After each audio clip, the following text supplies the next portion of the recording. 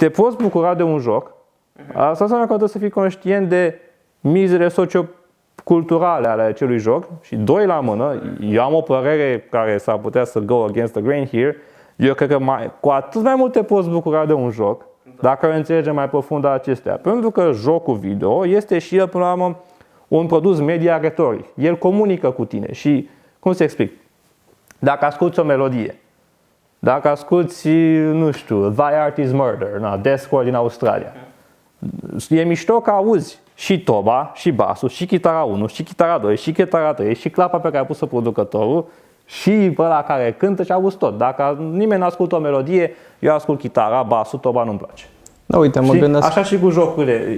Dacă putem să ne bucurăm de jocuri video, trebuie să le înțelegem, să avem o înțelegere cât mai complexă.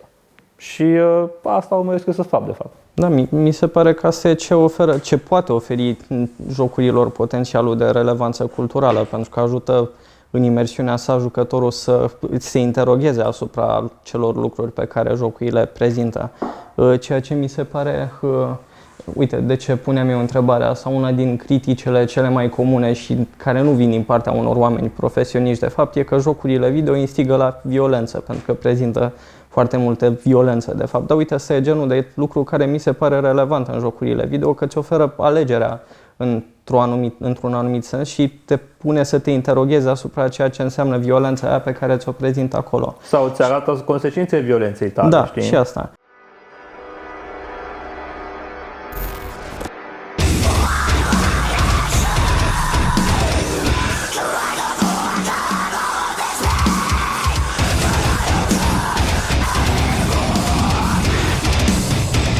Bun, deci continuăm cu muzica rock?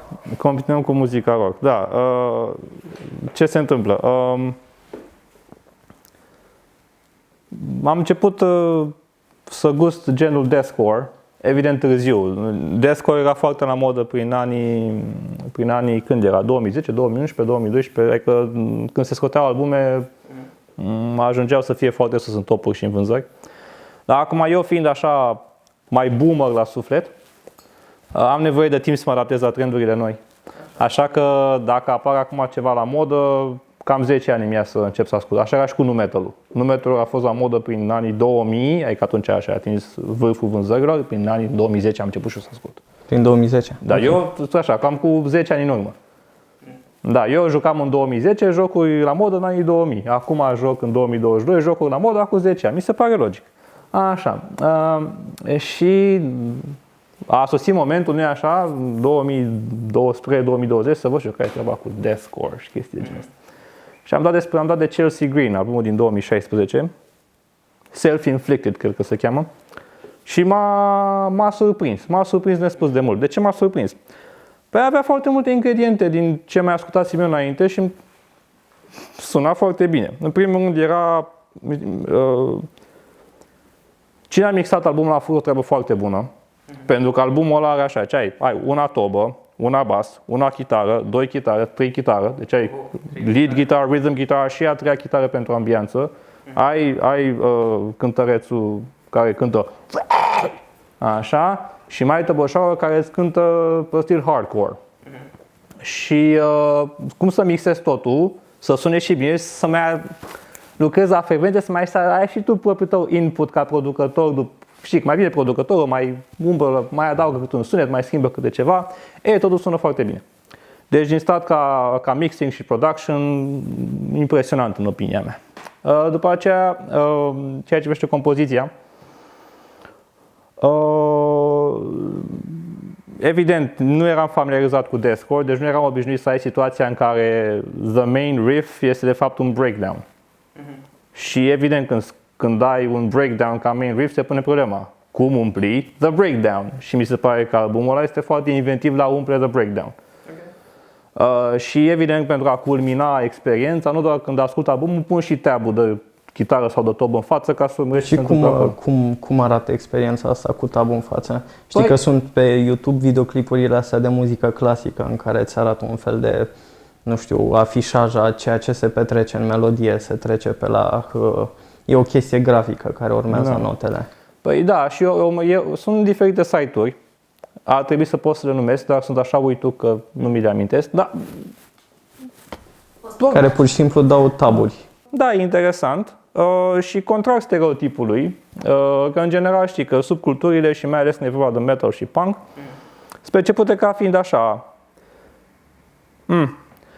Stereotipul negativ este că un metal nu e foarte inteligent, ceea ce nu este întotdeauna adevărat. Sigur că subcultura metal și punk poate să fie foarte sexistă deseori, de exemplu, și e foarte problematic, de acord, dar dacă reușești să faci abstracție sau să treci peste anumite probleme inerente subculturii, o să observi că acolo deseori dai de o muzică care este nu doar plăcută, ci și de natură să stimuleze intelectual. Mie chiar... Eu ascult o formație de rap din asta mai industrial, hardcore și cu accente de metal, Death Grips, dacă ai auzit de ei. Nu, n-am. Hidden all between and beneath every fragmented figure of speech, tongue in reverse whenever the beat causes my jaws to call. Au tot genul ăsta de chestii și au niște versuri surprinzătoare. Pe mine mă uimește la genul ăsta de formații că cred că au și accente de punk. Că, nu știu, ies cumva din tematicile pe care le acuză oamenii foarte conservatori că le-ar avea genul ăsta de formații punk sau metal sau nu știu ce. Sau, de fapt, cred că orice tip de muzică care e ușor transgresivă. Anume că vorbesc despre sex, despre bani sau despre chestii de felul ăsta, ceea ce nu prea se întâmplă, de fapt. Se întâmplă acum mai degrabă în muzica mainstream decât în chestiile de felul ăsta. Cum ți se pare chestia asta cu... Ce să zic, la Chelsea Green, în mod nesurprinzător, e destul de mult sexism, dar din fericire tehnica Fry obfuschează, aia ascunde mesajul. Adică dacă nu stau cu versurile în față, e ok. Când mă apuc să citesc versurile, nu e un sexism mult mai agresiv. Este cam ce vedem în muzica mainstream în general. Dar, nu știu, te-ai aștepta de la un gen de muzică care are deja niște decenii în spate și care presupune că mai este și afiliat cu punk-ul, care e o chestie totuși mai de stânga și mai progresistă sau pretinde că este, te-ai aștepta să mai trece și noi peste toată gargarea aia sexistă. Deci, ce să zic, o să mă interesez cu privire la recomandarea ta, pentru că dacă avem și o muzică care să poată fi asociată generic cu deathcore, dar să o lase mai ușor cu sexismul, atunci cred că da. E bine. Mai cred că sexismul se mai găsește și prin chestiile astea în forme oarecum violente, orientate spre sexul opus, întâmplător oarecum, pentru că, nu știu, îmi imaginez că dacă tipul ăsta care e front lead în formația asta, dacă ar fi femeie, probabil ar cânta același lucru despre bărbați, ceea ce nu știu dacă mai e sexism sau habar n-am. Păi, în general, plecând de la premiza că violența de gen este rea și punct, indiferent împotriva căreia este îndreptată și, în general, în exprimarea din oricare produs media, sunt de părere că violența de gen este problematică, punct.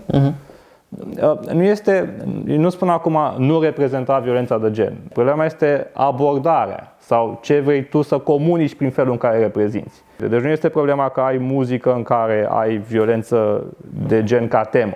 Problema este reprezentarea ei, adică ce vrei să comunici despre. Nu că, ci cum vorbim despre asta. Exact, foarte bine pus. Deci sunt adeptul ideii că da, avem libertate de expresie, putem să abordăm orice subiect, dar trebuie să fim responsabili cu privire la felul cum îl abordăm. Da, o chestie care mi se pare interesantă în formațiile mai noi care abordează într-un mod experimental teme de genul ăsta e că o fac cu o tentă ironică. Dacă vedem în muzică mainstream că apar teme de felul ăsta și sunt chiar foarte comune chestiile sexiste în muzica mainstream, în muzica asta puțin mai offbeat, mai underground, apar genul ăsta de teme într-un mod relativ ironic față de cum apar ele în muzica mainstream, ceea ce mi se pare cumva relevant din punctul de vedere al faptului că orice sexism e rău.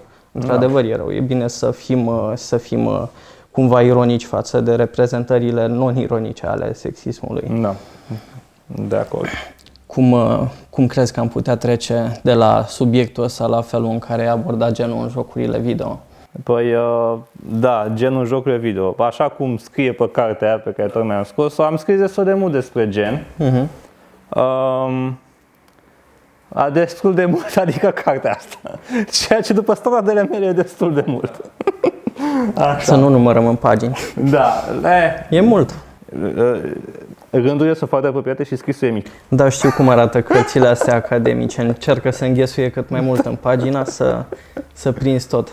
Da, problema genului în jocurile video. Este o problemă. Este o problemă de ce? Pentru că jocurile video au o istorie, deci zic eu, destul de lungă, dar cred că mai recent au început anumiți dezvoltatori să-și interogheze valorile culturale, adică să-și pună problema la felul următor.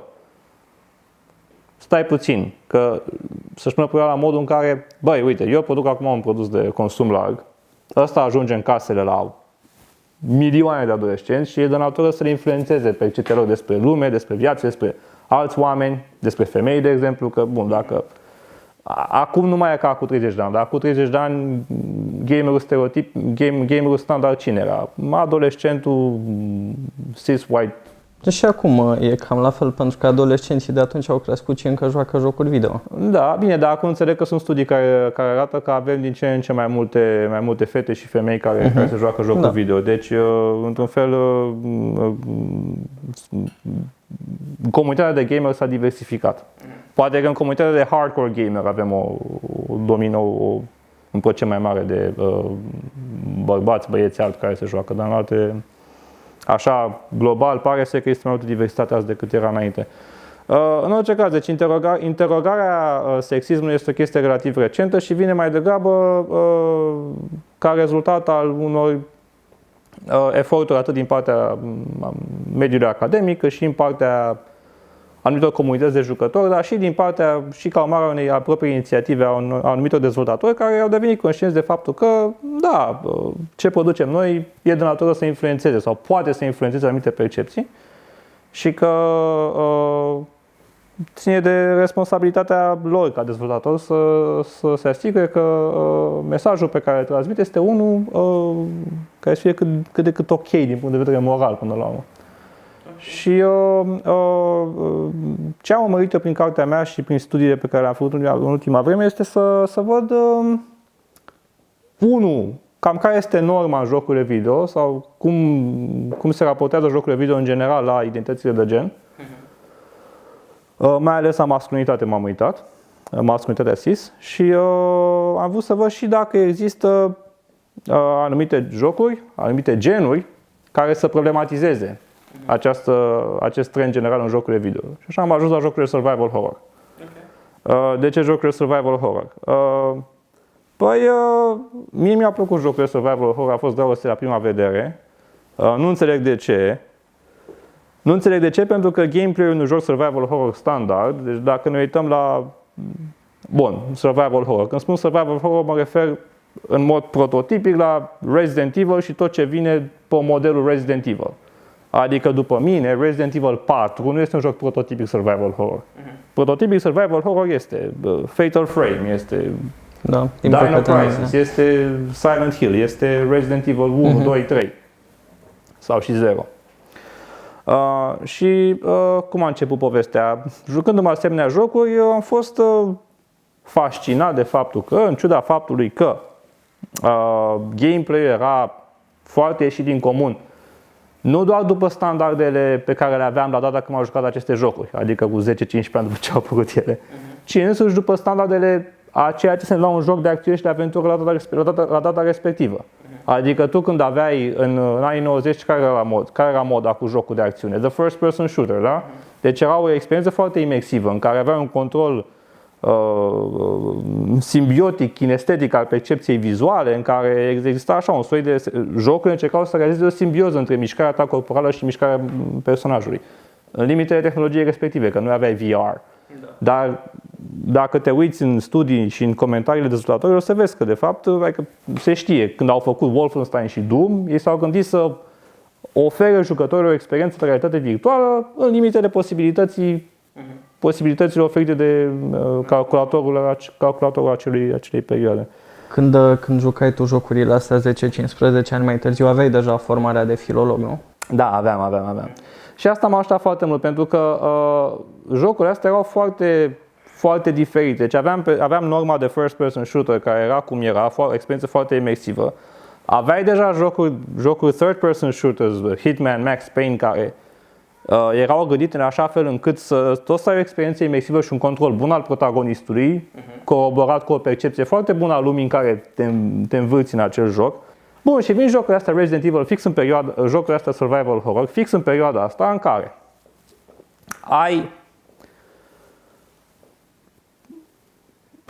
ai tank controls, adică mișcarea protagonistului este, mișcarea sus-jos, stânga-dreapta este determinată de poziția personajului, nu de unghiul pe care ți-l oferă camera.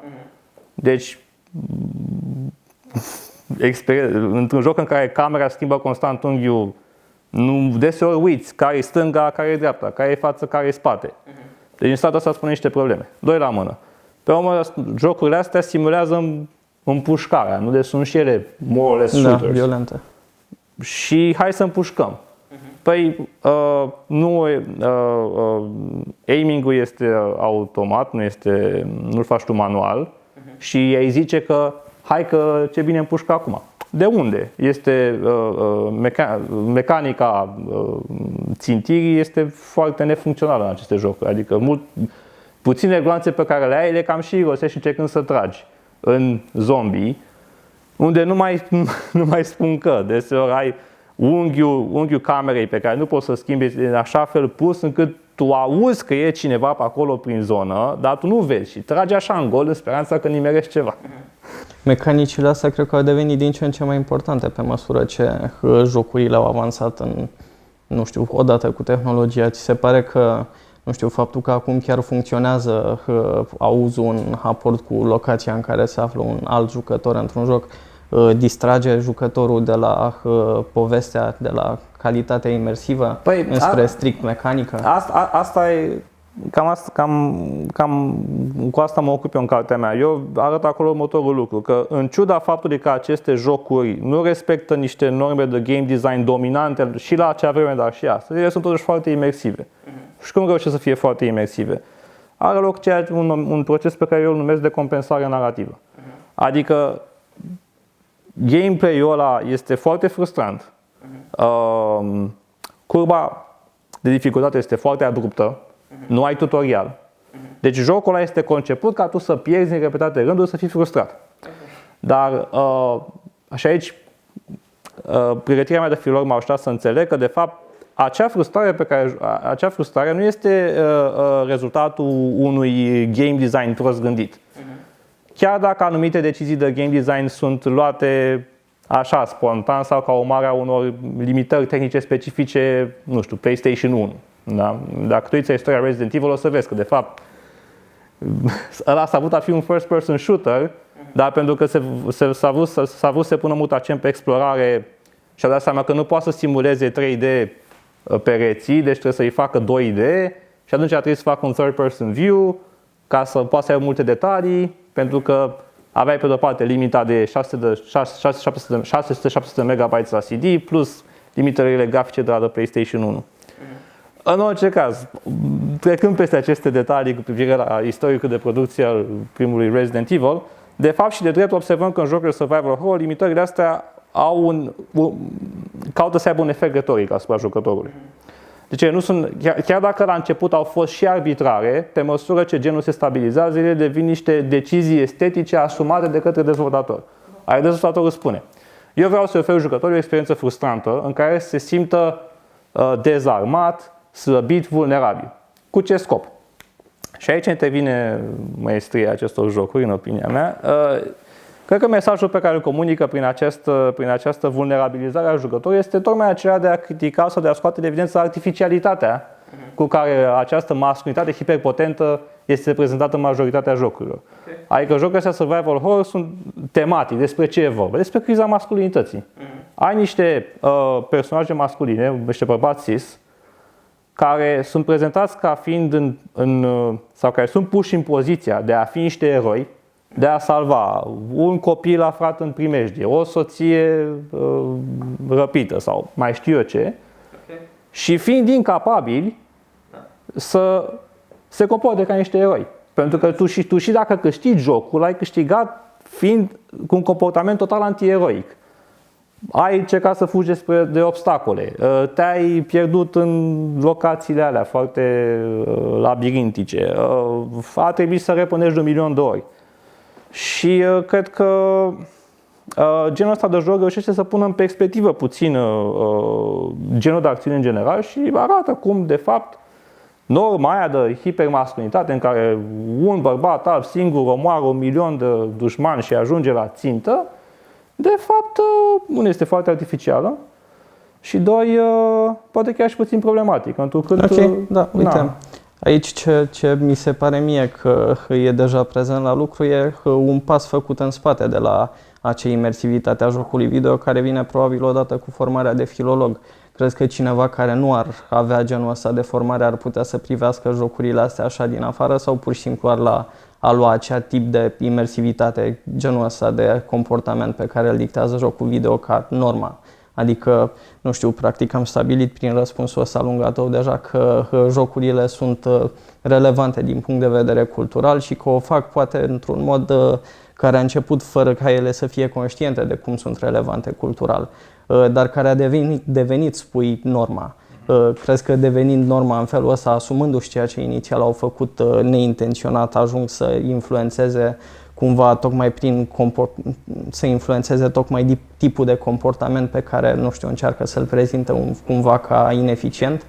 Păi, cred că aici trebuie avut în vedere problema de afiliere subculturală, în sensul în care mie mi se pare că avem diferite genuri de jocuri care au publicuri destul de diferite. Genul survival horror și are publicul său.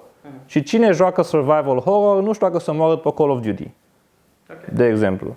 Deci în rândul acelora care, nu știu, au un apetit pentru genul horror, nu atât să zicem că au un apetit pentru genul horror cinematografic sau banda desenată horror. Poate că mă gândesc că aceste persoane sunt mai receptive la genul ăsta de strategie de imersare, prin compensare narrativă, cum o numesc eu. Pe când o persoană care, nu știu, se uită la filme cu Rambo și joacă Call of Duty non-stop, probabil că ar fi destul de frustrată să joace Resident Evil 1 și Silent Hill 2 și Fatal Frame și Forbidden Siren și mai știu eu ce, și cred că ar spune altceva. Deci, cam așa văd eu lucrurile cu privire la felul în care aceste jocuri sunt receptate. Cred că statutul lor în continuare al jocurilor survival horror vechi, ca să spun așa, e destul de contestat. Adică dacă te uiți în comentarii pe YouTube la walkthroughs, o să vezi că da, ai fanii care sunt fani și spun vai, superb, dar ai și foarte mulți care se plâng de gameplay, de unghiul camerei, de toate acele glitch-uri și bug-uri, unde nu știi niciodată dacă ăla este intenționat sau nu. Că asta e chestia cu joc. Și acum, ca să mergem și spre un subiect mai relevant nou, crezi că grafica e relevantă în jocurile astea? Și cele noi și cele vechi pe care poate încă ne-am apucat. Depinde ce urmărești la un joc.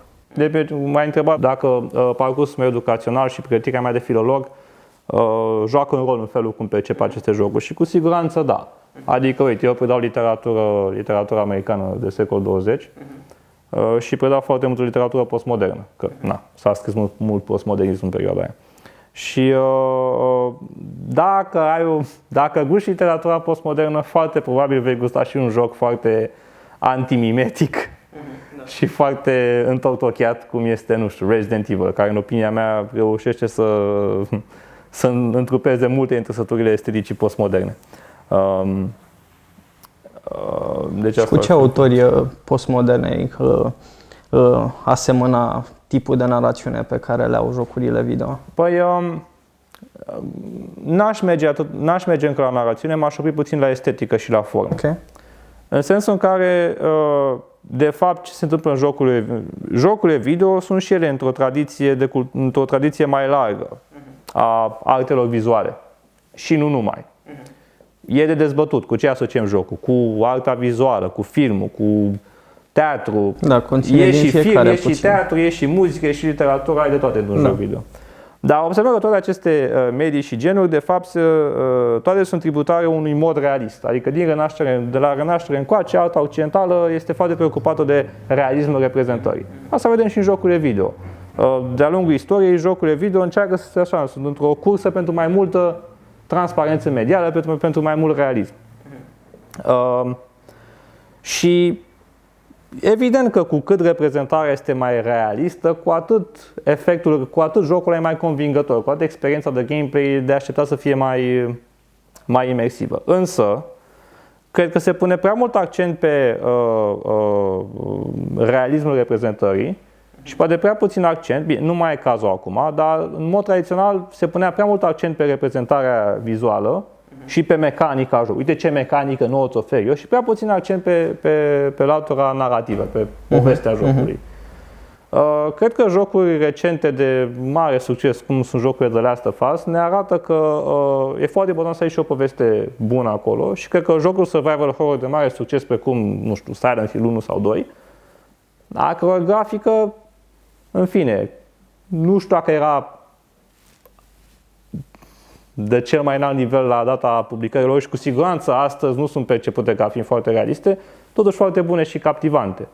Pentru că în limitele specifice epocilor și tehnologiei și platformelor pentru care au fost gândite, reușesc să comunice niște povești foarte, foarte bine realizate și foarte bine gândite. Și nu doar asta, reușesc și să problematizeze. Și asta, aici, de-aia până la urmă eu cred că jocurile video sunt și artă. Pentru că de subliniat asta. Da, jocurile video, exact ca un roman bun, exact ca un film bun, poți și să pună o problemă, să te lase cu o întrebare, să spună ceva care să transceadă lumea jocului video în sine, știi? De exemplu, uite, Silent Hill 2, da? Este un joc despre ce? Despre... Bun, tematica este criza masculinității și, practic, jocul îți comunică cu fiecare nou nivel, cu fiecare nou cutscene, cu fiecare nou eveniment, că, de fapt, patriarhatul și genurile de rol sunt opresive atât pentru femei cât și pentru bărbați. De acolo un personaj care, de fapt, ce face? Suferă, este traumatizat de faptul că el nu reușește să se ridice la nivelul așteptărilor de a fi un erou. Că el e bărbatul alb care trebuie să salveze soția din orașul plin de monștri. Și uite cum nu poți. Dar asta e fascinant la jocurile video, că această impotență a protagonistului este redată procedural, prin simulare, prin mecanica jocului. Adică ea, când au făcut jocul, l-au conceput în așa fel încât tu să nu poți, prin gameplay, să învingi toți monștrii și să trebuiască să fugi. Dar și fuga aia este simulată în așa fel încât să nu poți să fugi foarte bine, că nu te ajută unghiul camerei. Deci tu ești acolo într-o poziție de hipervulnerabilitate care, diegetic și cultural, are o bătaie foarte lungă. Și de-aia cred că un joc ca Silent Hill 2 este foarte bun și reușește să facă ceea ce numim la facultate consonanță multimodală. Adică ai o idee centrală în jurul căreia converge totul. Reprezentarea vizuală, gameplay-ul, adică suma mecanicilor care generează procesul în care tu ești implicat, textul, texte pe care le citești, background-ul personajelor, cum te învață la școală, în clasa aceea, momentele subiectului, da? Evoluția personajelor, evoluția lor psihologică. Un lucru pe care l-am observat eu citind câteva cărți de literatură postmodernă și gândindu-mă la relația pe care o au ele cu alte, nu știu, tipuri de media în care se oferă entertainmentul. Pentru că în literatura postmodernă, din câte știu eu, când a apărut, devenise cumva relevant dintr-o dată faptul că se confruntau cu entertainmentul ăsta care a apărut în paralel. Cum știu că Don DeLillo la un moment dat încerca să se îndepărteze în cărțile lui de felul în care se formează o reclamă, pur și simplu. Să distragă conștiința cititorului de la tipul de acaparare pe care o au reclamele față de ea. Și reclamele, practic, au început să împrumute la rândul lor din chestia asta pe care o fac cărțile. Și jocurile video la fel. Dar mi se pare un lucru curios că în jocurile video, și asta se vede și în tipul de realizare artistică, care e cumva curentă, realismul ăsta despre care vorbeai și tu, că devin cumva mai conservatoare, mult mai conservatoare decât ceea ce au împrumutat din contrapărțile lor media postmoderne. Și asta se vede și în tipul de narațiune, de asta te întrebam, pentru că mi se pare că în jocurile video, de cele mai multe ori, deși au fost cărți care au împrumutat de la jocuri video mici clipping-uri în care sunt cutscene-uri care sunt introduse în narațiunea din cărți, în tipicul jocurilor video. În jocurile video, narațiunea e lineară, ceea ce nu se prea petrece în ultimul timp în literatură. Și cumva, tocmai ca să fugă de tipurile astea de media mainstream care au împrumutat inițial de la literatură sau alte lucruri mai vechi și au devenit conservatoare prin chestia asta. Cum ți se pare conservatorismul ăsta al, nu știu, narațiunilor sau al poveștilor? Da, relația jocul video și postmodernism este una foarte complexă, în măsura în care putem să argumentăm că jocurile video sunt un produs, poate un epifenomen al postmodernismului ca paradigmă culturală macro în cultura occidentală.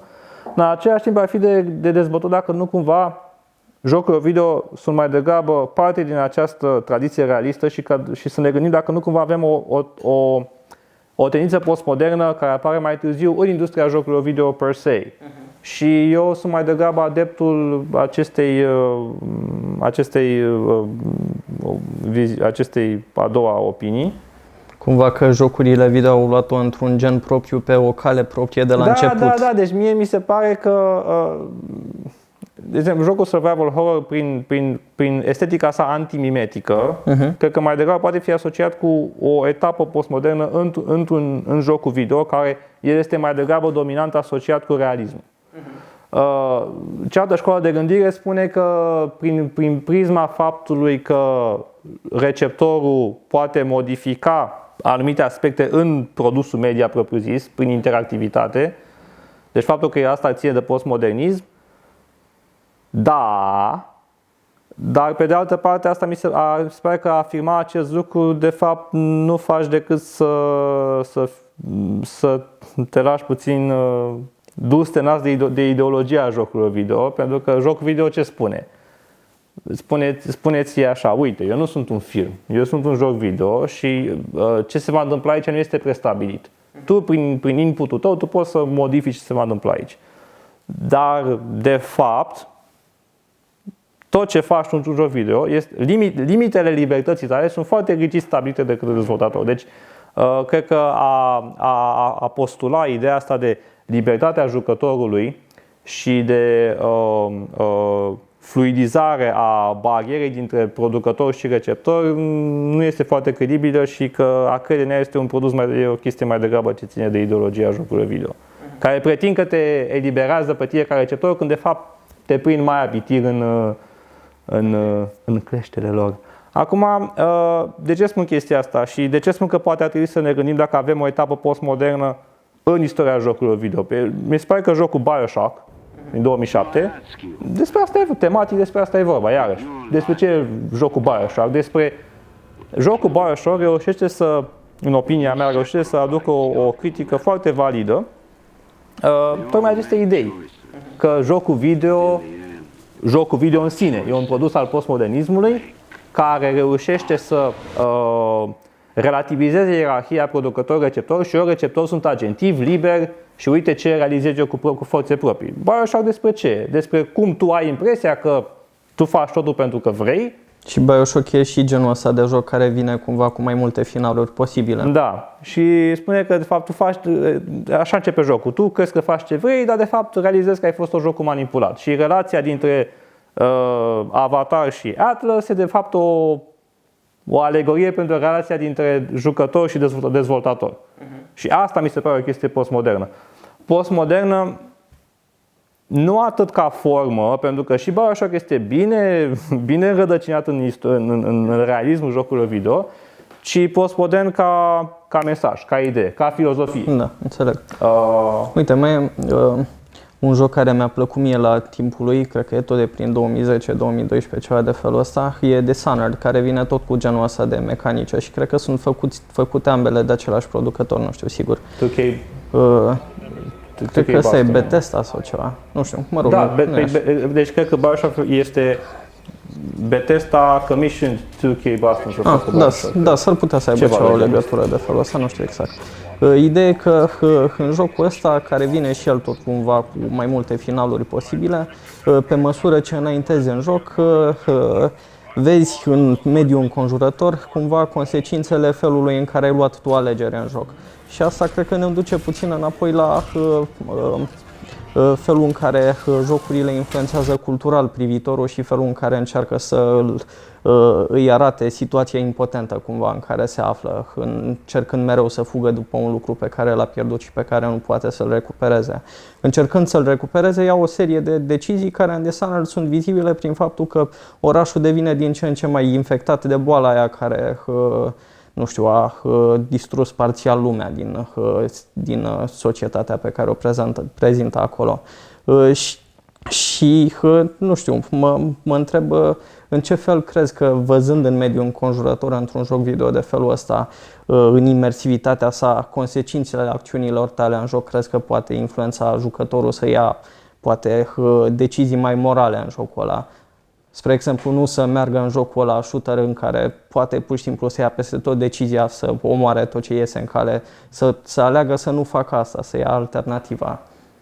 Păi, cred că este o decizie de game design care poate încuraja moduri de joc alternative și știm că în jocuri, nu știu, în jocuri, mai ales în jocurile open world sau în role-playing games, unde ai mai multă libertate de decizie, ne confruntăm deseori nu e cuvântul tocmai întâlnim deseori pacifist runs sau vegan runs, adică ai jucători care spun, băi, eu nu o să ucid pe nimeni în jocul ăsta pentru că nu vreau să joc așa, e contrar principiilor mele morale. Și cred că asta e o decizie de game design care poate să încurajeze un gameplay ceva mai etic. Vedem genul ăsta de abordare și în alte jocuri care, de fapt, ce spui tu ține de problema reprezentării traumei în jocurile video. Jocurile sunt interactive și că tu ai un input, adică rezultatul evenimentelor este datorat și faptului că tu voluntar ai ales să te joci și să urmărești obiectivele pe care ți le propune jocul video. Se creează o relație de complicitate pe de o parte de responsabilitate, adică tu ca jucător te ții responsabil pentru ce s-a întâmplat, dar și de complicitate în situație în care ce ai făcut este imoral sau a generat o traumă. Și vezi, ai, de exemplu, jocul foarte popular, Spec Ops The Line, dacă ai auzit de el, foarte popular pentru noi ăștia culturaliști și nu știu cât de popular a fost el printre fanii Call of Duty, în care ai de-a face cu un third person ăsta, cover-based third person shooter, stai că e cu, știi, te ascunzi mai împuși, te ascunzi mai împuși. Așa? Deci ai un cover-based third person shooter care e foarte liniar. Nu există acolo momente de decizie, nu ai acolo, nu ai un branching narrative în care în anumite noduri narrative tu să iei o decizie care să schimbe parcursul poveștii. Nu, povestea e una, standard. Dar jocul cu fiecare loading screen sau cu fiecare nou nivel îți evidențiază faptul că știi că tocmai au omorât foarte mulți oameni pe degeaba sau ceva de genul ăsta. Sau te poți numi un erou știind că au omorât atâția oameni. Și genul ăsta de joc reușește foarte bine să pună în perspectivă anumite convenții ale jocurilor care sunt shootere și să facă pe jucători să fie puțin mai atenți și nu doar asta, să interogheze. Asta e ideea. De fapt, asta încerc și eu prin cursurile pe care le predau. Eu nu sunt uneori acuzat că eu, cum e așa, bine, s-a acuzat de multe, vreau să stric plăcerea de a se juca. Nu mai poate omul să se joace. Vrea și omul să se joace și nu-l las eu, ca mai înțeleg, și eu și ăștia ca mine. Nu e vorba despre asta, este vorba de te poți bucura de un joc. Asta înseamnă că trebuie să fii conștient de mizele socioculturale ale acelui joc și doi la mână, eu am o părere care s-ar putea să go against the grain here. Eu cred că cu atât mai mult te poți bucura de un joc dacă înțelegem mai profund acestea. Pentru că jocul video este și el, până la urmă, un produs media retoric. El comunică cu tine și, cum să explic, dacă asculti o melodie, dacă asculti, nu știu, Thy Art Is Murder, Deathcore din Australia, e mișto că auzi și toba, și basul, și chitara 1, și chitara 2, și chitara 3, și clapa pe care a pus-o producătorul, și pe ăla care cântă și auzi tot. Dacă nimeni nu ascultă o melodie, eu ascult chitara, basul, toba nu-mi place. Da, uite, mă gândesc... Așa și cu jocurile. Dacă putem să ne bucurăm de jocuri video, trebuie să le înțelegem, să avem o înțelegere cât mai complexă. Și asta urmăresc eu să fac, de fapt. Da, mi se pare că asta e ce poate oferi jocurilor potențialul de relevanță culturală, pentru că ajută în imersiunea sa jucătorul să se interogheze asupra celor lucruri pe care jocurile prezintă. Ceea ce mi se pare, uite, de ce puneam eu întrebarea asta, una din criticile cele mai comune și care nu vin din partea unor oameni profesioniști de fapt, e că jocurile video instigă la violență, pentru că prezintă foarte multe violență de fapt. Dar uite, asta e genul de lucru care mi se pare relevant în jocurile video, că îți oferă alegerea într-un anumit sens și te pune să te interoghezi asupra ceea ce înseamnă violența aia pe care ți-o prezintă acolo. Sau îți arată consecințele violenței tale, da, știi? și asta. Și mă gândesc că asta iar e și un aspect cumva postmodern al jocurilor video, pentru că mă gândesc la Lolita lui Nabokov, care vine și ne prezintă o poveste din perspectiva unui om care e practic pedofil și noi suntem cumva obligați să empatizăm sau să detestăm acea persoană care face acele lucruri pe care noi cultural acum suntem învățați să le considerăm josnice. Ceea ce e o învățătură morală pe care o luăm dintr-un exemplu negativ, ceea ce ne poate oferi cumva și jocul video prin violența sa. Dacă da, bine, la Lolita situație puțin e și asta, dar trebuie și contextualiza puțin în măsura în care, în opinia mea, bine, au spus alții înaintea mea și eu sunt de acord cu ei, acolo ai de-a face și cu o critică a modelului ideal de feminitate din epoca, adică avem de-a face cu o perioadă de după al doilea război mondial, când se întorceau soldații de la război și ce se întâmplă și în primul război mondial și în al doilea război mondial, pentru că, în fine, forța de muncă plecase peste ocean, era nevoie de ceva, trebuia să lucreze în fabrică, ceva trebuia să stea la birou. Și atunci avem situația în care femeile, care în mod tradițional erau restrânse sferei private, au fost aduse de voie de nevoie în sfera publică. Și nu doar femeile. De exemplu, ai în America ai The Great Migration. Ai afroamericanii care pleacă din statele din sud foarte rasiste în nord, unde se angajează în fabrici și, în fine, în speranța unei vieți mai bune. Și ce se întâmplă? Când vin soldații de la război, automat a fost la război, s-a întors acasă, a fost și traumatizat, dar încă nu era acceptată ideea de PTSD pe atunci. Deci e așa un efort macrocultural de a readuce femeia către spațiu casnic. Și este interesant că asta vine la pachet cu o infantilizare a femeii. Adică dacă te uiți la modelele de feminitate gen Marilyn Monroe și rolurile pe care le joacă ea în film, Marilyn Monroe așa e foarte frumoasă după standardele epocii, dar e și foarte infantilă. Ea nu joacă în general roluri foarte infantile, adică asexuale. Și presiunea asta socială, ok, femeilor ați fost la muncă, ați ajutat, dar acum războiul e gata, hai la loc. Și ce face Nabokov foarte bine este că el mi se pare că satirizează foarte, foarte eficient această presupusă asexualitate a femeii. De ce? Pentru că dacă modelul feminin era, uite, femeia matură asexuală, infantilă de cea sexuală, el îți ia o copilă de 13 ani Lolita și o hipersexualizează.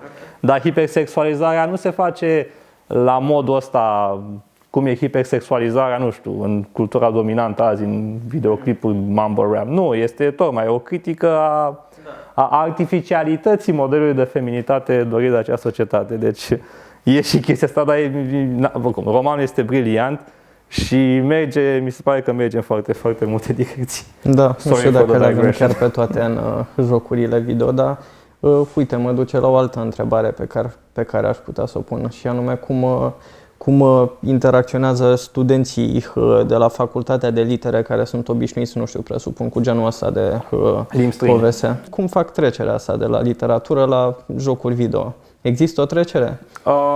Păi, în general, eu predau două cursuri. Eu un curs opțional la anul 3 unde pun bazele înțelegerii jocului video ca mediu narrativ și practic ce fac acolo este că iau concepte de naratologie cu care ei sunt familiarizați și testez aplicabilitatea lor pe jocul video. Testez nu înseamnă că e experimental, adică ce fac eu este bine documentat și pus la punct, pentru că avem foarte multe studii care actualizează conceptele de naratologie și le fac aplicabile pe jocul video. Am pretenția că și eu prin cartea mea am reușit să fac chestia asta. Și cu aceste concepte de naratologie clasică actualizate, noi uităm un jocul video și vedem cum comunică ele narrativ. Trecerea este cu siguranță faptul că au un background în naratologie dedicat romanului ajută. Uneori este mai greu să trecem la joc video direct. Deseori, de exemplu, trec prin film. Adică dacă am o discuție despre tipuri de narator în joc video, trec mai timp prin film, să arăt cum. De exemplu, bine, caz clasic de narator și comunicare narrativă în jocul video este Max Payne, primul, în 2001. Și Max Payne este un joc video care este puternic tributar filmului noir. Ai foarte multe convenții de film noir, adică genul ăla de narator voice-over care e și personaj în lumea poveștii este un clișeu ce vine, nu știu dacă vine de acolo, dar este în orice caz impus sau apare foarte evident în filmele noir. Și, de exemplu, ultima dată când am predat, ne-am uitat mai întâi la Sunset Boulevard. Începutul din Sunset Boulevard, am analizat poziția naratorului raportat la lumea filmului și după aia ne-am uitat la Max Payne, ca să vedem exact cum funcționează. Ne-am uitat, de exemplu, la Star Wars, la primul, cum începe. Pentru că la Star Wars ai un narator la începutul filmului, dar nu vorbește, el îți scrie. Adică nu scrie nada, ai textul ăla. Textul ăla e de fapt este un narator care comunică cu tine. Da, dar asta e interesant, că vezi în Sunset Boulevard și în filmele noir, naratorul este și personaj în lumea filmului. Ok. Sigur, acolo lucrezi foarte complex, că tu îl și vezi, îl și vorbește peste, e o temporalitate foarte complexă, care îți arată că nici filmul nu e chiar așa e o chestie foarte complexă, dacă stai să te gândești. În Star Wars, de exemplu, nu ai chestia asta, adică textul ăla care apare vine de la un narator, evident, naratorul nu este și prezent în lumea propriu-zisă, sau nu pare să fie prezent și în lumea propriu-zisă a filmului. Și ne uităm la aceste două exemple, pe urmă trecem la, uite, Max Payne. O chestie pe care o fac după aia, care e un pic mai grea, este testând limitele conceptului de narator, mă uit dacă avem narator în The Last of Us. Și mi se pare că începutul The Last of Us este foarte bun, în măsura în care eu am scris un capitol pe asta în prima mea carte, dar vreau să-l dezvolt într-un articol mai complex. Cred că dacă vorbim despre naratori în jocul video, trebuie să luăm în seamă nu doar discursul verbal sau discursul scris, și discursul vizual. Și încerc să vedem în ce măsură, de exemplu, începutul din The Last of Us, primul, cutscene-ul cât controlezi pe fata lui Joel și cam până îți este împușcată fata lui Joel, să vedem dacă avem acum un narator. Sau dacă sunt momente că avem un narator care comunică. Asta ar fi cam ok, asta. deci practic cutscene-urile tipice jocurilor de video care sunt o poveste traversată de jucător ar juca rolul de narator sau cel puțin asta e întrebarea. Asta nu neapărat, e că aș vrea să mă uit de exemplu și în gameplay dacă avem narator. Adică ideea este că și când te joci, tu nu controlezi tot ce se întâmplă. E o instanță superioară, e o entitate superioară care controlează chestii, în așa fel încât ele să aibă o noimă. Ele să apară într-o ordine. Adică ce se întâmplă?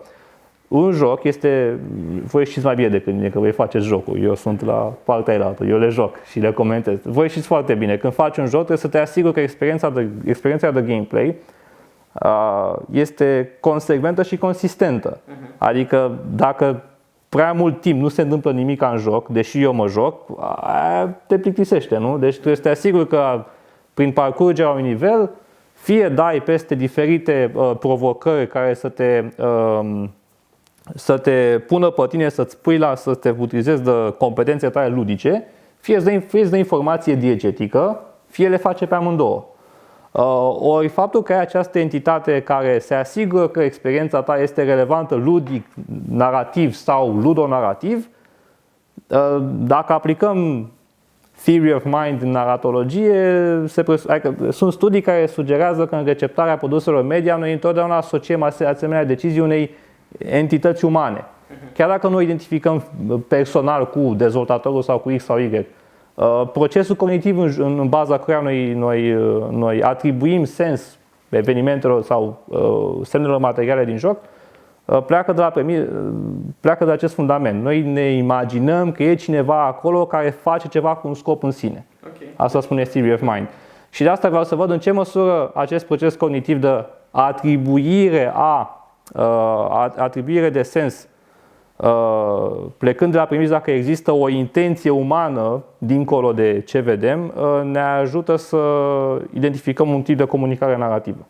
Dar asta e o chestie așa mai de avantgardă. Deci plecăm de la situația standard.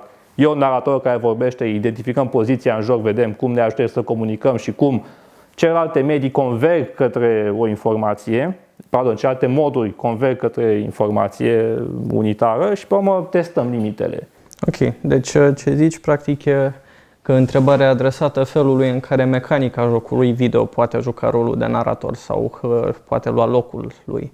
Uite, noi aici facem arta vizuală care stă în practic scenele propriu-zise ale jocurilor video și un lucru pe care încercăm să ni-l asumăm în fiecare asset pe care îl facem pentru jocurile video, să infuzăm cât mai multă poveste în acel asset.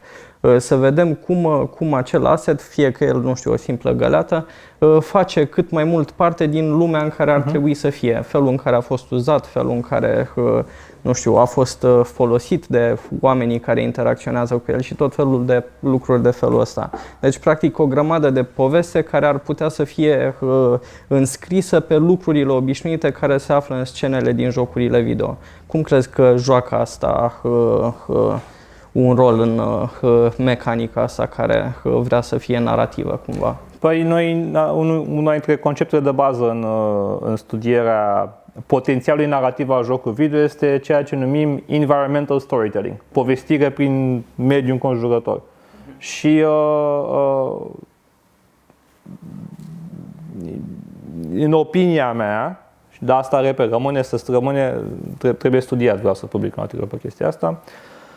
Da, prezența diferitelor obiecte, dar nu atât, mai important decât simpla prezența lor. Apariția anumitor obiecte sau anumitor entități care se mișcă în anumite momente cheie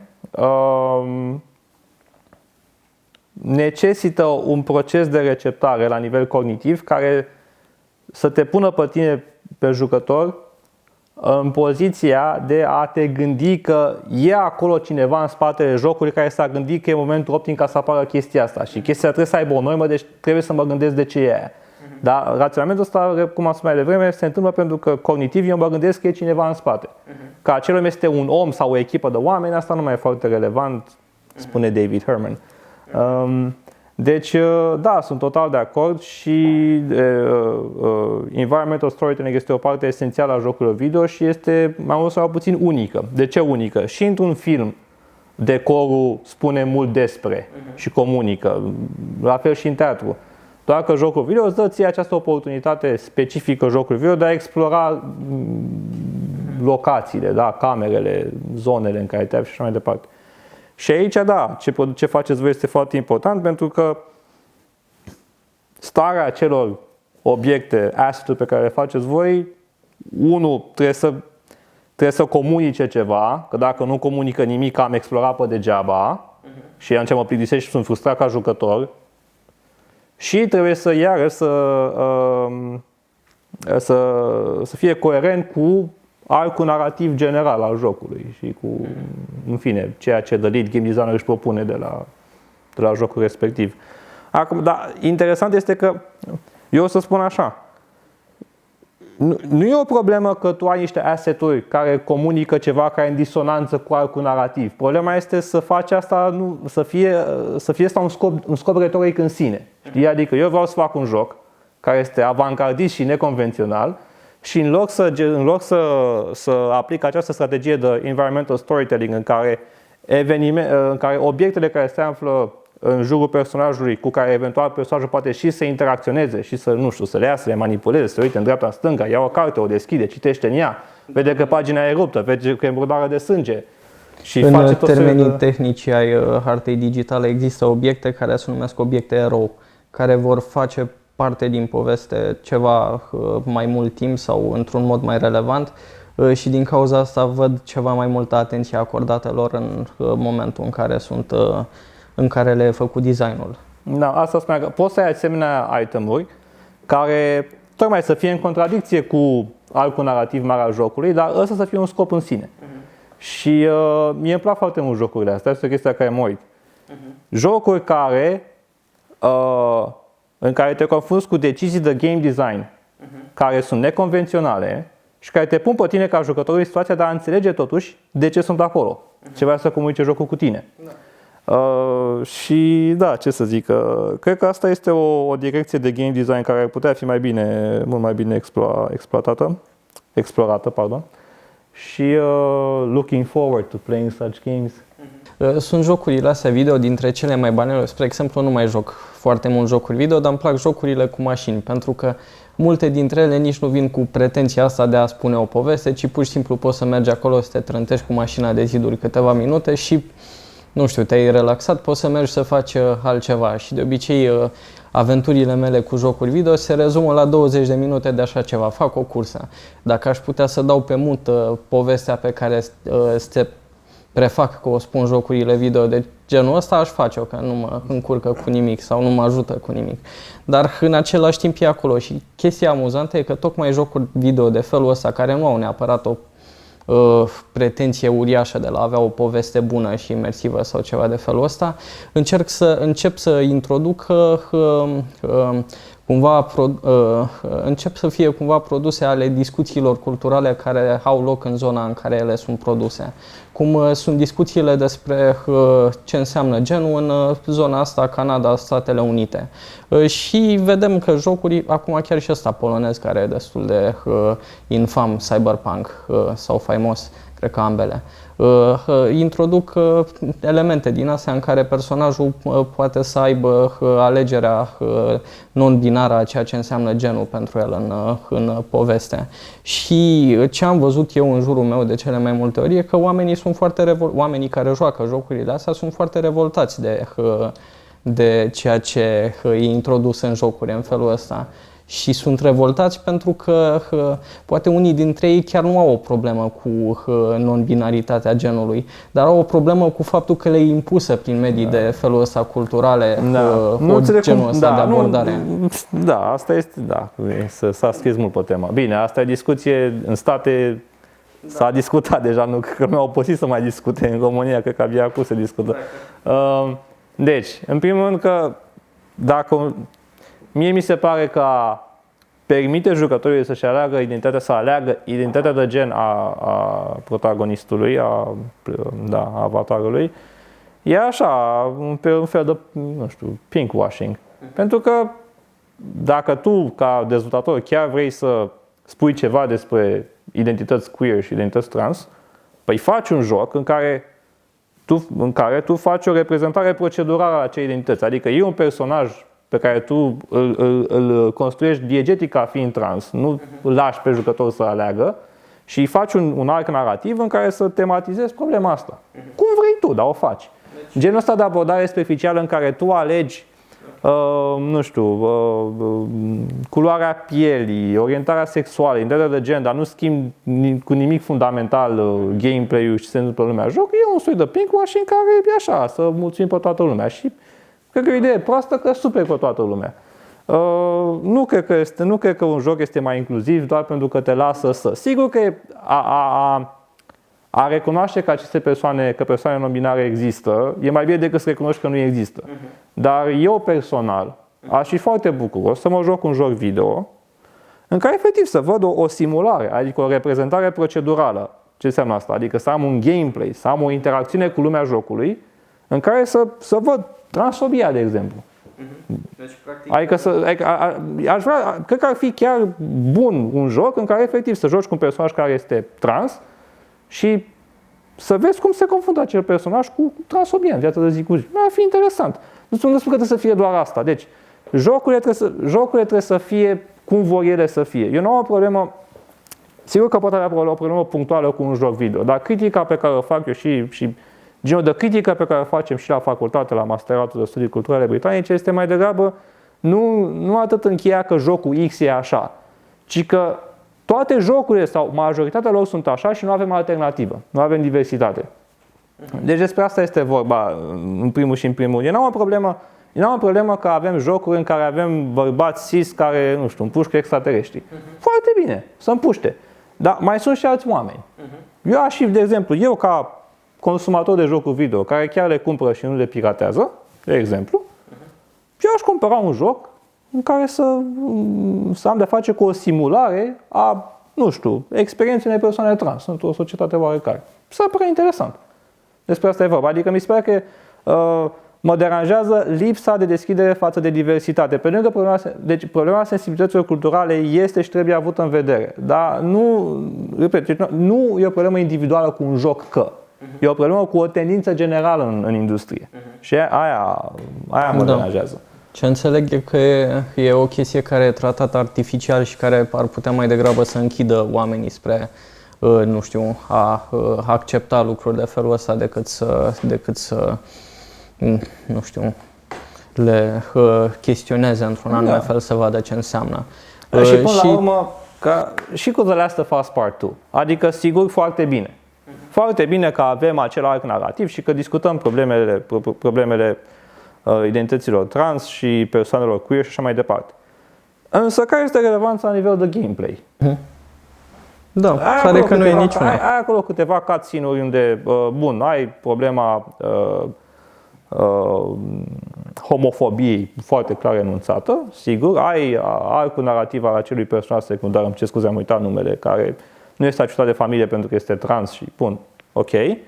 Și este foarte bine și mi se pare că jocul reușește, jocul e foarte bun, nu doar pentru că ai aceste personaje care sunt queer și pentru că ai multă atenție dedicată construi unui profil diegetic foarte complex și foarte convingător, și însăși problema morală și felul cum jocul te pune să empatizezi în diferite momente cu diferite personaje, relativizând deci obiectivele fiecăruia, asta e foarte interesant. Jocul e foarte bun din punctul ăsta de vedere.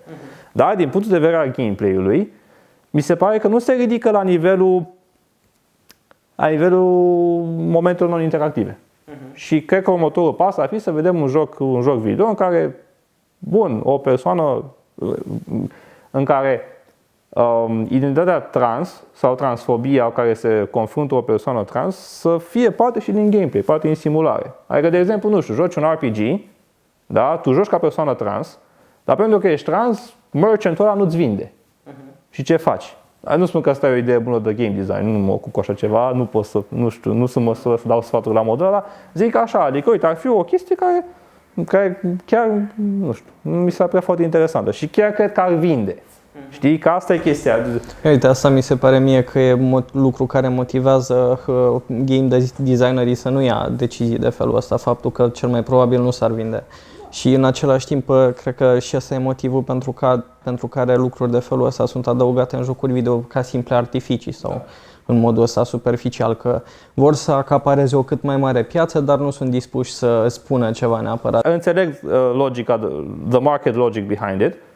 E previzibil, adică jocurile video costă o grămadă de bani și oricine investește într-un joc video vrea să se asigură că nu doar adică, că face profit și pe care de consecință, cu cât un produs media costă mai mult, cu atât el pe partea ideologică va fi mai conformist. Dar cred că pentru mine Dumnezeu asta mă deranjează foarte mult pe mine, ipocrizia din spatele discursului antreprenorial. Pentru că discursul antreprenorial spune riscul, hai să ne asumăm riscuri economice. Păi asumeți un risc economic.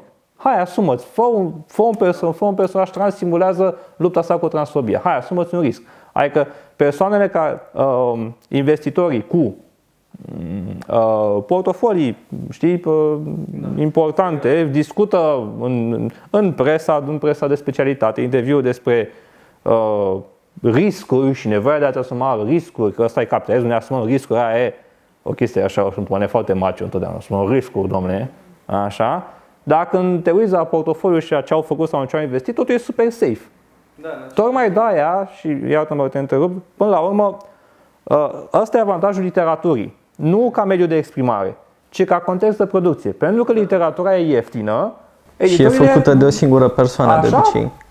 Uite, o chestie care mi se pare ironică aici e că de obicei inovațiile care apar în jocurile video, în indiferent ce materie, vin dinspre companiile indie care într-adevăr riscă și într-adevăr au mult mai mari șanse să piardă decât companiile AAA care își însușesc ceea ce fac companiile indie abia după ce au văzut că astea au succes cu riscurile pe care și le-au asumat. Și chestia asta se vede cam în toate dimensiunile a ceea ce e un joc video, de la stilul grafic în care e afișat pe ecran până la felul în care spun o poveste și povestea pe care o spun. ceea ce e ironic. Și în același timp mi se pare că companiile astea foarte mari, atunci când încearcă să fie inclusivă, o fac tot așa, la fel cum își asumă riscuri. Adună acolo toate lucrurile împreună, fără să spună nimic despre ele, doar să fie. Ceea ce, nu știu, nu fac nimic practic prin chestia asta. Mi se pare că reflectă foarte bine și politicile pe care le au de regulă corporațiile față de angajații lor. Da. Acceptăm pe toată lumea să fie cât mai diversă aici, dar de fapt nu înseamnă mare lucru pentru ei chestia asta. Importantă e producția în continuare. Da. Da, mă rog, nu știu dacă e un lucru neapărat bun să legăm întrebarea asta pe care voiam să ți-o pun. Voiam inițial să discutăm punctual cele 5 puncte pe care studenții ar trebui să le învețe în cadrul cursului tău și mi s-a părut, celelalte mi se pare că le-am atins cumva deja mai mult sau mai puțin.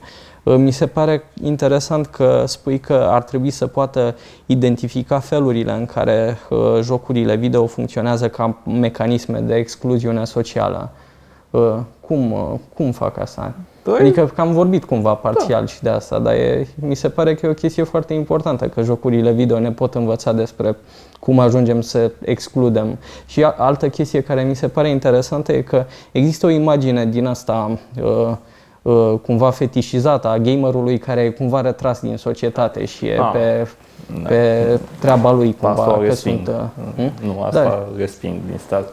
Aici, cel puțin la AMC, e clar că nu e așa, pentru că sunt foarte mulți gameri și cu foarte multe preocupări diferite decât, nu știu, ne sunt ei prezentați în alte social media sau chestii de entertainment sau mai știu cum. Aici sunt două fațete ale problemei. În primul rând să abordăm problema, deci sunt două lucruri. Jocul video ca mecanism de excludere socială.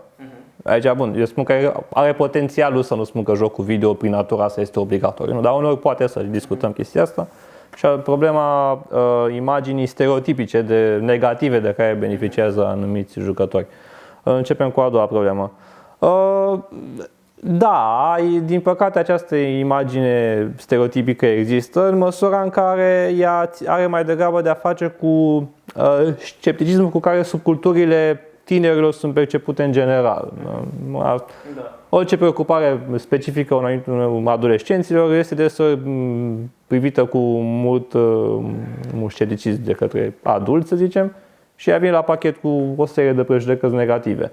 Aceea cum că gamerul este o persoană care e așa deconectată de la lumea reală și că și vezi, Doamne, îi rosește în viața în fața calculatorului, e, în opinia mea, nu foarte diferită de anxietățile culturale cu care romanul era privit în secolul XVIII când a apărut, fiind un gen realist și axat, referențial, bazat pe lumea reală. Tot așa se spunea că, vai, tineretul citește romane și se deconectează de la lume și cine știe ce ajunge.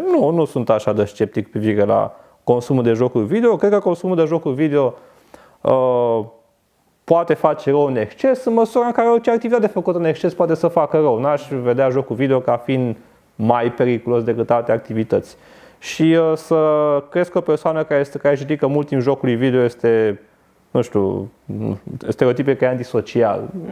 Mi se pare fals. Adică jocul video mi se pare că are un potențial artistic fantastic și cred că poți să ai niște experiențe foarte rewarding ca ființă umană jucându-te, așa cum poți să ai și citind un roman. Nu cred că activitatea în sine este problematică. Da. Ce poate fi problematic este dacă ai un apetit pentru un anumit tip de joc video care îți modelează o anumită înțelegere a lumii care este problematică. Și aici intrăm în discuția despre jocul video ca mecanism de excludere socială. Acum, genul ăsta de critică pe care o putem face anumitor jocuri video nu este diferită de genul ăsta de critică pe care o facem altor medii. De exemplu, și romanul, și filmul, și banda desenată, în funcție de felul cum se raportează la anumite grupuri sociale, poate fi considerat discriminatoriu sau mecanism de excludere socială. Poate că a fost puțin cam bombastică exprimarea mea acolo. Ce vreau să spun de fapt? Vorbeam la început despre modul realist, da? Și pretenția asta de a prezenta lucrurile așa cum sunt ele de fapt. Păi, hai să vedem cam cum funcționează retoric genul ăsta de abordare și genul ăsta de reprezentare. Păi dacă eu spun, zicem că dacă eu fac un joc video care se vrea a fi, de exemplu, o reprezentare, să zicem, nu știu, reală, verosimilă la orașul New York, dar nimeni în jocul video nu este afroamerican, dar eu pretizând că jocul e realist, ce fac? Practic am spus că într-o viziune normală a New Yorkului se presupune că toată populația este albă. Asta e o chestie evident rasistă, sau dacă cineva ar face un asemenea joc, evident că ar fi în mod incontestabil acuzat de rasism. De ce? Pentru că ar exclude efectiv o anumită populație ca fiind parte dintr-o comunitate. Adică ce se întâmplă? Când un joc video pretinde că vine cu o simulare realistă a unui loc, de fapt el își ascunde bias-ul inerent pe care îl are. Orice viziune despre ceva are un bias. Problema este cât de rigid este acel bias. Tocmai de aceea un joc video care este foarte rigid în a spune cine aparține unei comunități sau cine nu aparține, cine este demn de a fi reprezentat, cine nu este demn de a fi reprezentat, atunci funcționează ca un mecanism de excludere socială. Dacă ai un joc video în care toate persoanele sunt cis și straight, atunci practic tu ce faci? Cu pretenția de a fi un joc realist, toate pretind că sunt realiste, more or less, ce faci? Practic tu excluzi existența sau nu recunoști existența minorităților sexuale și de gen, care, ce să vezi, există în viața de zi cu zi. Da. Dar așa funcționează ideologic un joc video. El pretinde că este neutru și realist, când de fapt viziunea pe care o are despre anumite societăți și grupuri și locuri este evident biased, adică părtinitoare. Tocmai de aceea este nevoie ca jocurile video să fie responsabile social și să aibă o deschidere autentică către diversitate. Da, uite. De-aia trebuie să ai și personaje trans, știi? Pentru că ele există și jucătorul adolescent care este într-o perioadă de formare să fie conștient că nu este anormal ca acele persoane să existe sau ca acele persoane să-și exprime identitățile așa cum le simt ele. Deci, în sensul ăsta pot jocuri, și vreau să insist, spun că pot funcționa ca mecanisme de excludere socială, pentru că se constată mi se pare că problema asta de bine de rău se conștientizează și foarte probabil lucrurile se vor îmbunătăți. Nu mai suntem ca jocurile cu 25 de ani, cred. Da. Uite, revenind la a doua parte a problemei, care ai răspuns prima oară, imaginea asta stereotipizată a jucătorului.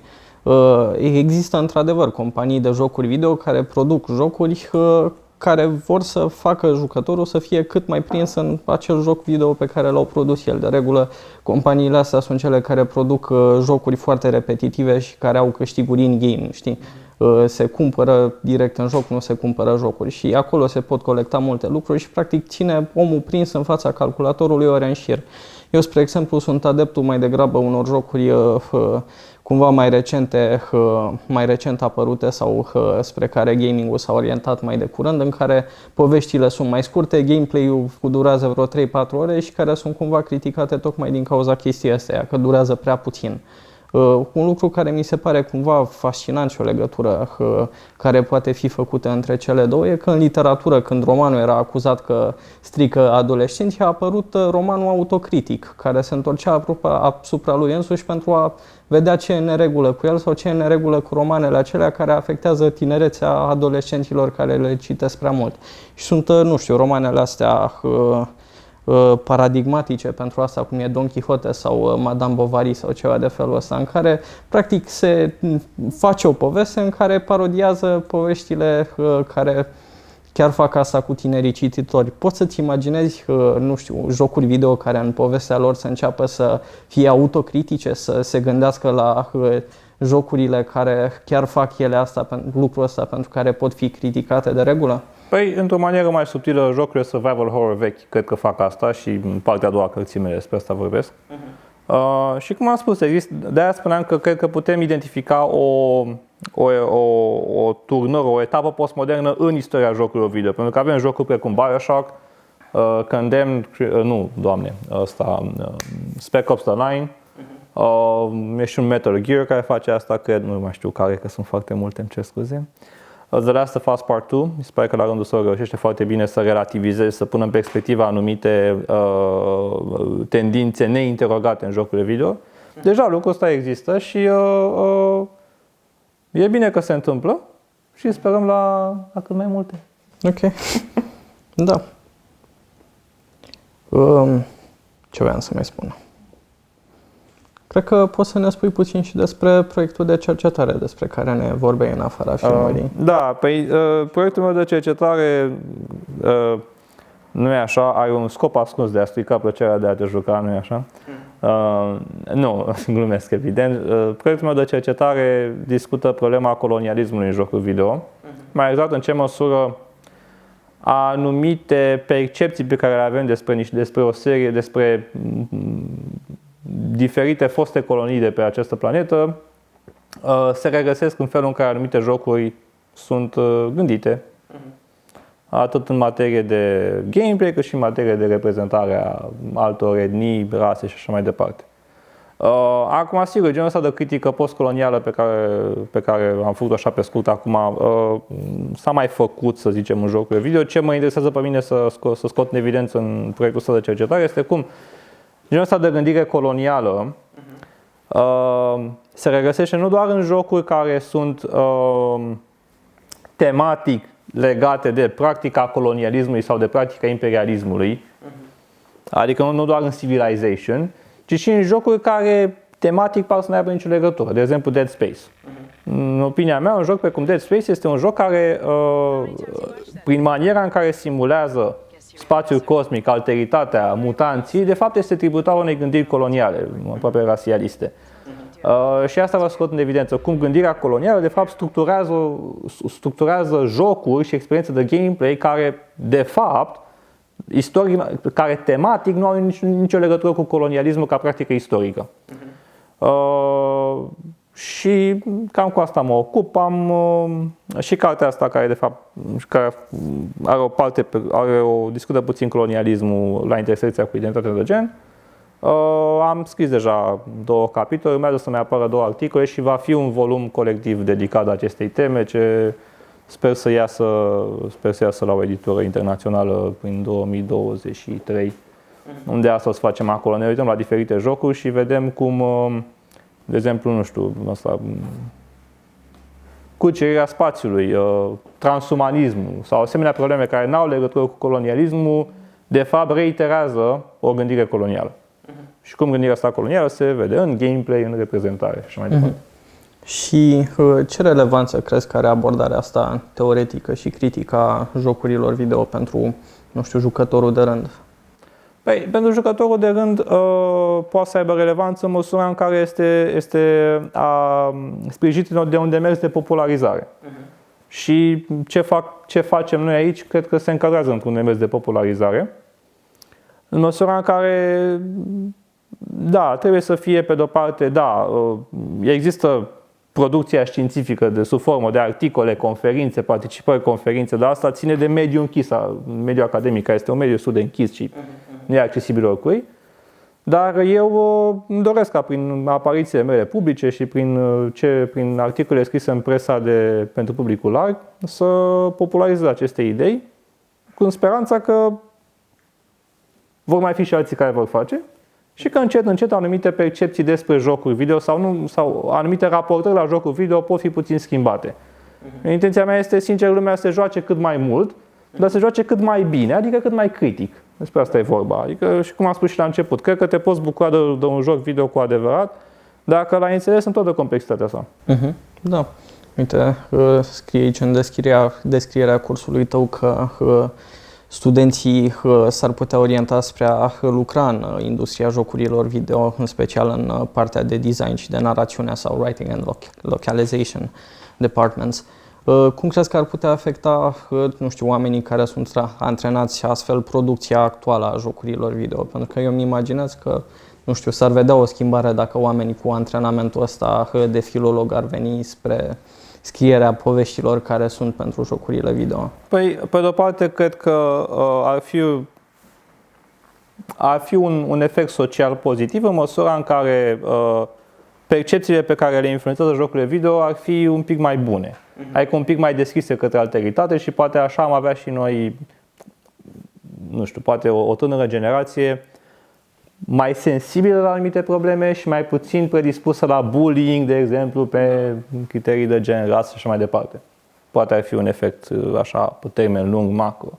La nivel micro, cred că asta ar însemna Acum, din nou, depinde ce vrea să facă fiecare dezvoltator. Dar sunt dezvoltatori care au asemenea obiective, care par să fie angajați în ideea de responsabilitate socială, dar nu întotdeauna găsesc mijloacele retorice pentru a transmite mesajul pe care îl vor. Și un exemplu în acest sens ar fi jocul Red Dead Redemption, primul, ăla pentru PlayStation 3.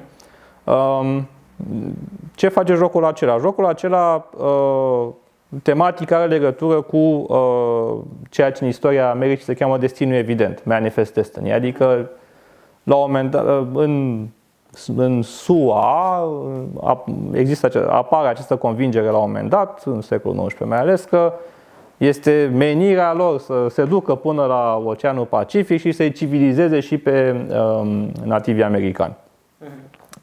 O civilizare care s-a făcut mai mult prin genocid. Da. Sigur, ideea asta de destin evident este puternic criticată în societatea americană contemporană și jocul cum începe, prima chestie este un cutscene în care l-ai pe protagonistul jocului ascultând un dialog între acțiunea se petrece la începutul secolul 20. Ne înțelegem. Deci o perioadă în care în America ideea de Manifest Destiny că era ok. Bun, protagonistul este în tren și aude într-un cutscene aude o conversație între două doamne așa foarte poși și aristocrate.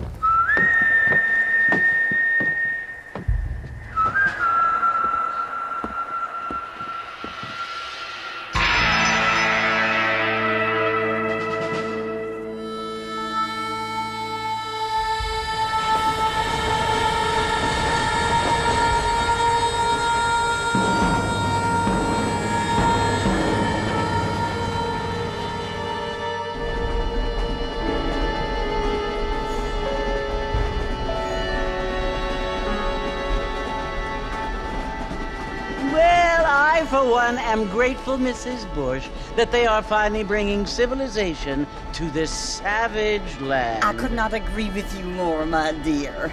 My daddy settled this land, and I know he'll be looking down on us, pleased at how we help the natives.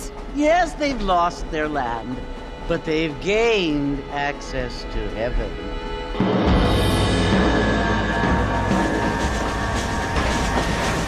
But Father, do you mean unless an innocent receives communion, they're destined to go to hell?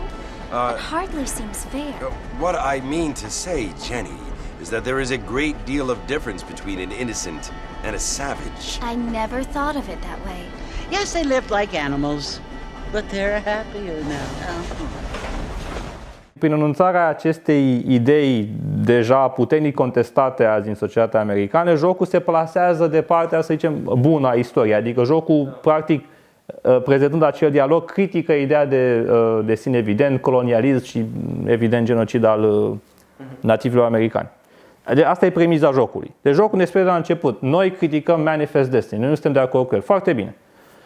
Și pe îl controlez pe acest John Marshall, sau cum se cheamă el în joc, că am uitat, bătrâneția e boală grea, așa, și zice, joci bine, joci vreo 18 ore și pe în ultimele 2-3 ore de gameplay dai și peste Native Americans. Okay. Și trebuie să-i împuști. Serios? Bun. Și acum, problema, cum am spus la început, nu este o problemă că tu simulezi un conflict între un american, white, anglo-saxon, protestant, presumably, și Native Americans. Problema este maniera în care jocul o face. Pentru că deși la început jocul spune noi criticăm genocidul, pe te pune pe tine să fii făptaș, să comiți genocid. Și efectiv, pentru mine momentul ăla a fost, băi, ăștia chiar nu știu cum să trateze asemenea subiecte, pentru că tratarea traumei sau chiar și specifica genocidului este totuși sunt soluții de design narrativ care sunt foarte bine implementate de alte jocuri. De exemplu ăsta, Spec Ops The Line, e foarte bun, l-a făcut fix chestia asta. Și în cazul ăsta specific, de ce nu funcționează? Păi nu funcționează pentru că, în umila mea opinie, felul cum este construit diegetic personajul nu te încurajează pe tine să empatizezi cu el. Neempatizând cu el și el nespunând nimic, cum că i-ar părea rău că face ceea ce face, Jocul sugerează că uciderea nativilor americani este gameplay as usual. Ceea ce, unul, este problematic. Doi, eu ca român nu m-am simțit foarte bine jucând. Trei, la mână este inconsecvent cu ce spune la început. Este clar că jocul acolo e clar că a încercat să te pună pe tine în poziția de complice, tocmai pentru a te convinge pe tine printr-o experiență de gameplay neplăcută din punct de vedere moral, că genocidul este imoral. Cred că asta a vrut să obțină. Asta cred că e efectul retoric urmărit de joc. Cam asta fac jocurile video care te pun să faci gesturi imorale. Te obligă să le faci, ca tu să te simți prost și pe care de consecință să tragi și tu concluzia că acel eveniment istoric este condamnabil. Doar că pentru că jocul nu îl construiește pe protagonist în așa fel încât tu să empatizezi cu el și acel nivel, acel moment din gameplay nu este înrămat narrativ în așa fel încât să se evidențieze, și aici nu zic să pună text peste ecran, dar să se găsească mijloace de comunicare, fie specifice filmului, fie specifice literaturii, fie specifice cuiva, ca să ne dea o direcție în care să percepem acel eveniment, te trezești comițând genocid în joc, ceea ce te lasă așa. Dar pe mine ce m-a frapat în primul este incapacitatea jocului de a fi consecvent cu sine însuși. Deci, efectiv, cine a făcut jocul s-a gândit că a fost suficient ce am pus la începutul jocului, acum mai mergem înainte. Păi nu, n-a mers așa, adică sloppy game design. Acum să ne înțelegem.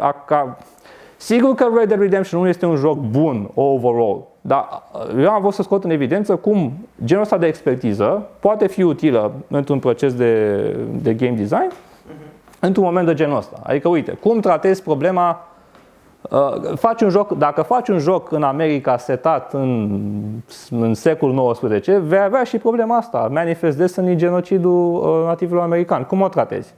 Sau cum găsim niște mijloace care să fie și ok din punct de vedere moral, dar să fie și interesante din punct de vedere narrativ și sper să fie și engaging ca gameplay. Și genul ăsta de lucru cred că poate fi mai bine obținut dacă ai și expertiză sau consultață din partea asta. Adică din Video Game Cultural Studies. Uite ce spuneam, despre ce vorbeam mai devreme, de ce ar putea face jocurile să fie relevante din punct de vedere cultural sau mai mult relevante, anume că în loc să aibă genul ăsta de poveste în care oamenii pur și simplu fac în calitatea lor de player acele lucruri pe care jocul le obligă să le facă, ci și să-i ajute să chestioneze lucrurile spre care jocul să-i împingă, ceea ce exact ce mi se pare că se întâmplă și aici. E o supraexplicitare a unei povești pe care încearcă să o spună și asta mi se pare că ține cumva direct de un cadru narrativ în care jocul e constrâns să fie, că îi lipsesc mecanismele astea de a ajuta jucătorul să-și dea seama singur de anumite lucruri. Mi se pare, nu știu, una din cele mai specifice probleme ale gameplay-ului în momentul de față și a problemelor din gameplay, anume că ele sunt puse ca povești exact așa și tot ceea ce se petrece acolo trebuie să fie spus explicit ca jucătorul să-și dea seama ce se întâmplă acolo. Și, nu știu, nu caută mecanisme în plus pentru a ghida jucătorul să-și dea seama singur de anumite lucruri care ar putea să schimbe o situație morală sau imorală în care se află personajul. Am jucat de curând un joc ceva independent, dar care a fost publicat de EA Games. Se numește Sea of Solitude. My monsters. The path is full of stone. You know them too, don't you?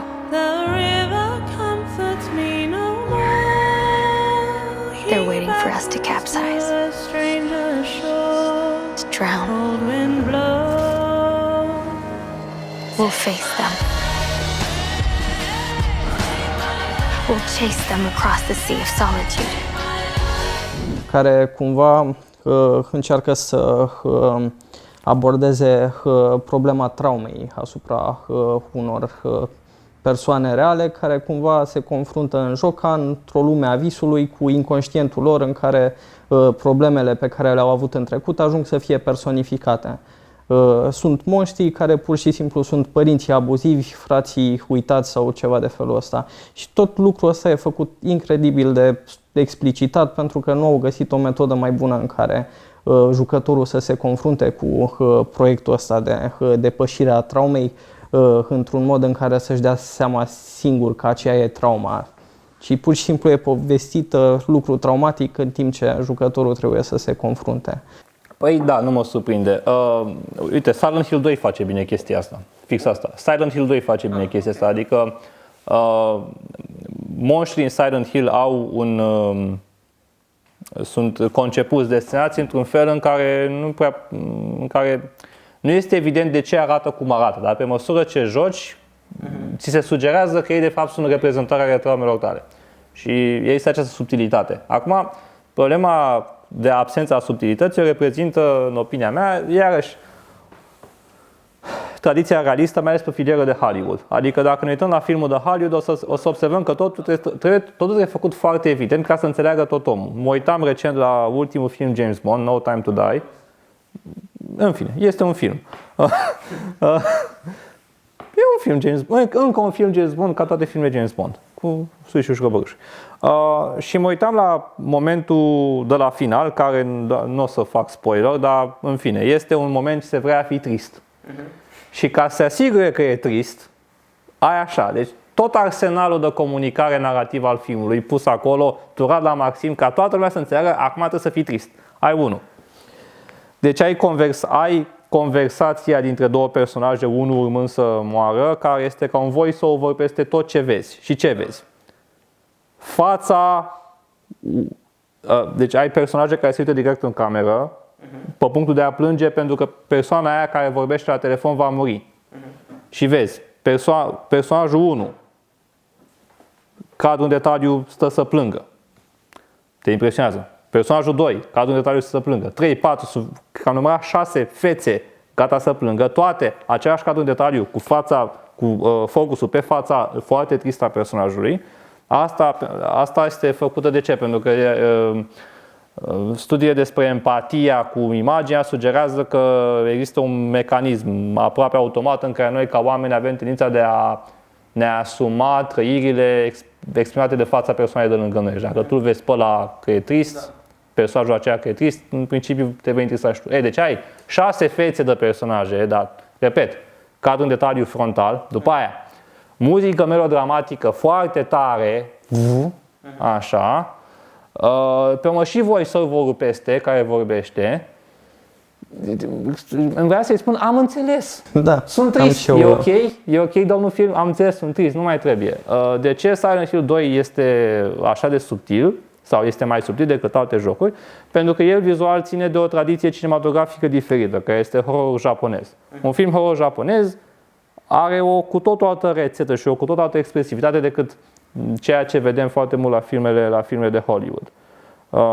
Și cam asta e, adică e un set de convenții cu care creatorii de conținut din spațiul nord-american sunt familiarizați și Hollywood a contat foarte mult și în maniera în care foarte multe jocuri video încearcă să comunice narrativ cu noi. Și ca să mai dau un exemplu de asta, making things obvious, există, probabil că știi că în Italia ai în secolul 20 așa numitul gen spaghetti western. Și ăsta e un film cu un spaghetti western cu Bud Spencer și Terence Hill. Ok, nu mai știu. Lo chiamă Trinidad, ceva genul ăsta. Și dacă te uiți în varianta în italiană, deci nedublată în engleză, ai cadre foarte lungi care nu vorbește nimeni. Adică nu e niciun personaj în cadru, deci nu vorbește nimeni. Sau personajul care e în cadru nu vorbește și e liniște. În varianta dublată americană, personajele care nu apar în cadru vorbesc. Că se plictisește americanul dacă nu aude pe cineva vorbind în cadrele alea lungi. Știi? Deci asta e... Da. Da. Era... am uitat cum se cheamă, un film al lui The Thin Red Line, în care e un film american în care un regizor american, cred că e american și în cel mai tipic mod american din asta de prin sud, am impresia, Terrence Malick, în care acțiunea principală de război, într-un film de război, se petrece mereu în afara cadrului, adică nu vedem neapărat lupte. Și un lucru oarecum surprinzător în contextul ăsta a filmelor de Hollywood, să vedem că tocmai acțiunea e lăsată deoparte. Oamenii se confruntă cu povestea asta, dar nu o văd, sau cel puțin noi, ca privitori, nu o vedem în mod direct. Mi-a plăcut asta. Eu sunt Daniel Merticariu, artist de personaje aici la AMC și azi l-am înlocuit, de fapt, în principal pe Marius, care e absent la datorie, se pare. Sper că nu i-am furat prea mult din imagine. Și l-am alături pe Andrei Naie, care ne va spune el puțin despre el. Da, sunt asistent universitar la limbi străine, unde predau două cursuri pe jocuri video. Un curs pe naratologie în jocuri video la anul 3, este un curs opțional, se cheamă Introducere în studiul narrativ al jocurilor video. Și un alt curs în care facem o analiză culturală sau culturalistă a jocurilor video, se cheamă Jocurile video și identitatea culturală. Acest curs se desfășoară la Masteratul de Studii Culturale Britanice din cadrul aceleași facultăți, Limbi și Literaturi Străine, Universitatea din București. De asemenea, sunt directorul proiectului de cercetare Discurs colonial în jocurile video și autorul cărții Immersion Narrative and Gender Crisis in Survival Horror Video Games. A apărut anul acesta la Routledge în septembrie.